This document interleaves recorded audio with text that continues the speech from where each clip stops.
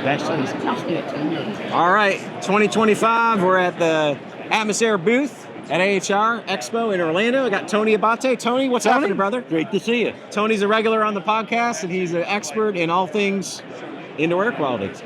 I think Cleaning the indoor air. I've learned that people like to breathe. Interesting. I'm kind of funny Tell that me way. more about that. No, just kidding.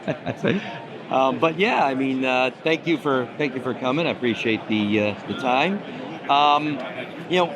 Transparency. What are we breathing? Is what's on people's minds. We learned a pretty hard lesson a few years ago. What you're breathing isn't always great, but it kind of looks invisible. So, what's in this? What am I seeing? And that's what kind of behind you here. Returning, as Steve would say, the invisible visible. So if you're gonna clean the air, it's good to know what's in the air first. Right? It's good to know that you can see you went from point A to point B.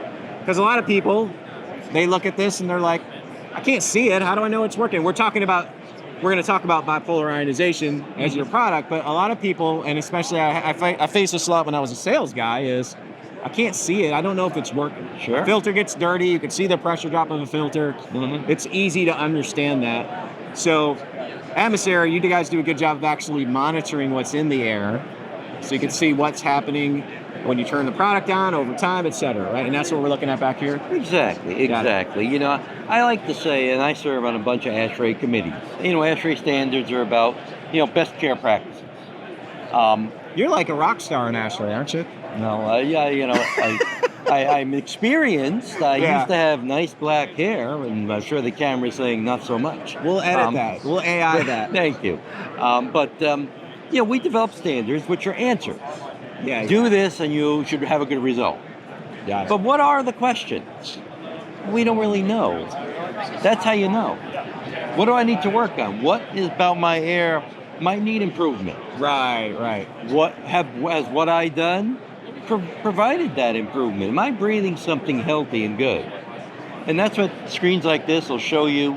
The main things in air quality you should be concerned about, like particulate, which can get into your lungs. It can embed there. People could store PM 2.5 for years in their lungs. Really? Which eventually will cause you respiratory problems and other, really bad things. Do we want to try and look at what's on here? Yeah, you can see that? Heather, try and zoom in here. We'll talk people through what they're looking at here. Yeah. What you see here on this this side of the screen, those are the particle levels. Now, I'm proud to say this is my office back in Connecticut.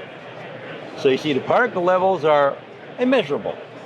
Less than 1 microgram per cubic meter, 1/25,000th of an inch. Pretty small. Pretty small amount. Makes your hair look like a lot. CO2. We all know people breathe out CO2. Right. I tell people to keep out of my office when I'm not there. So it's a low number, 395. Now, VOCs are interesting. Those could come from anywhere. That could be your outdoor air that has some gaseous content to it. Volatile organic compounds. Exactly. What is a VOC for those who don't know? Think about putting in a new carpet and you get a funny smell. Well, those are a bunch of chemicals. Some is formaldehyde. Right. Some is they call 4-PCH. They range from irritating to toxic. Right. So some VOCs can really cause you some respiratory distress. But many just make people feel bad. My eyes water, my throat is dry. I always feel tired in here and I don't feel well, but when I go home, I feel great. Right. Baby's crawling on the carpet. Exactly, and you're very close to where that stuff's coming. So it's pretty damaging, and at the least, it's unpleasant. Right. When we do air purification, this is the thing that tells people, I don't know what you did, but it's working. So the parts per billion is how we measure it. Yes. In terms of VOCs. I'm happy and to we're going to say- look at the device here in a minute that actually measures that. 125, just to put that into context. The USGBC lead says 500 is a good standard for a green building. Right. So that's really nice. That's a good number. That means that air is not going to irritate me a bit. That's good. I may irritate you, but the air won't. Any rate, this part I find the most interesting. And that is we look at the outdoor air quality and the indoor air quality. And that is also PM 2.5, which is measured by the government. Now, I'm not a brilliant man, but it looks like the indoor air has better quality than the outdoor air. And that's not bad outdoor air either, by the way. Really? And we've seen some terrible outdoor What air. would it be New York City when all the fires were happening? They were getting all the smoke. What would that be? In my house in Connecticut, which isn't exactly the middle of Manhattan, Right. I was getting 450. 450? 450 micrograms per cubic meter. Okay, so it's an extreme difference. LA, Yeah. we just had a very good example of the power of our technology. Crypto.com did the Grammys, I think a couple weeks ago on a Sunday. Yeah. They were a little concerned because of the wildfires. Is it going to be bad in here? Or should we maybe postpone it? They said no. And you know why? Well, they do this. They have our monitoring. They have our air purification. Nice. And while this was kind of red, this was still green. And so it said, I'll be darned. Our air in here is fine. We can we can have this. The show will go on. Visual proof. Exactly. I love it. Exactly. So I think this is where things are going. Right. We see visibility in everything. Your car needs service, you know it instantly. Well, your air needs service, you need to know that too. Yeah. And we pay a lot of attention to cleaning water, it seems. Exactly. And But we breathe a lot more than we drink, and we don't really pay attention to that. I mean, some people drink a little more than they breathe, but that's another story. There's another meeting for that. Exactly. And this is a smaller version of what we're looking at here? Yeah, this is an in-space monitor. Okay. You could put it in an office, you could put it in your bedroom. Is this actually reading right now where we're at? Yeah, it's reading that our air is not so great. At the show. We're reading the show air right now. Yeah, it could be better. Okay, well, It could. maybe there's a sales call that needs to be made there. And I got a lot of salesmen around me. I mean, So what was this value here on indoor air quality? Where this is that on here? now 12, Okay. which is So would be a lot worse than outdoor. I got it. I Mhm. got it. So So that's nice to have that. exactly. And then of course finally, well, if I know this, what do I do about it? Right. Okay. So now we measured it. We know we got a problem. We want to fix it. We gotta fix What's the it. solution? Well, this is our core technology, and it weighs a lot, and there's a reason for that, because it actually Okay. works. This is called bipolar air ionization. This is our AtmosAir Matterhorn product. Imagine, if you will, you might have a space that's 600 square feet. You might have a space that's 5,000 square feet.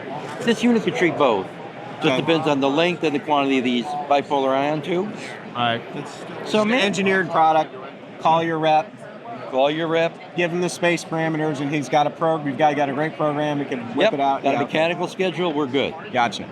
And then we have systems that treat much bigger spaces, up to 15,000. Right. CFM. This would go in the ductwork, Tony, or in Yeah. the air handler, or it depends. Yeah, imagine, if you would, if this were the duct, Yep. this is in the airflow, this is outside, power, you have a little fine-tuned adjustment knob, you could change the ion level. Right. This is also a very unique feature, Tony. I should talk about that. We have a smart system, and I could people over here that are actually pretty interested in it. But the smart system measures the air quality, Mm-hmm. and then it tells this ionizer what to do. Because I can bring the ion level up, Right. and I can bring it down. You need more ions? Turn it up. Right. That's a pretty unique feature. I mean, you get the best filter in the world, right? Yeah. It's good for only what it's good for. MERP 13 can't become 15 because the air got worse. Right. Right. UV is UV. Right. It does what it does. This is variable. So on a day like today in the show, it might be on the higher. Exactly. setting. We got more Gotta put pollution. some We need juice more. to it. We need more fighters out there. Let's get some more ions in this space. And if somebody wants to see, we won't get into it here because we don't have a lot of time, but the science behind ions and what they do to clean the air, Mm-hmm. they can see that on your website or YouTube channel. There's tons of videos where you've showed, you've got like cartoons, or they're not cartoons, but digital graphics that show, here's what an ion is. Mhm. Here's what it does to CO2. Here's what it does to VOC. Here's what it does to a virus. Mm-hmm. Absolutely. Our website, AtmosAir.com, and I know, Tony, you've lots of opportunities to talk about what we do and how we do it. But the main thing I'll leave you with is, we didn't invent ionized air. Ions exist everywhere. Mm-hmm. If you were in a clean environment like in the mountains, they're plentiful. But man kind of screwed them up. So we're just trying to restore that balance. Give you mountain fresh air indoors. Very scientifically. I love it. Or you can move to the mountains where we're at. Marshall, North Carolina. Not too many of you. We like to keep it small. Yeah. Awesome.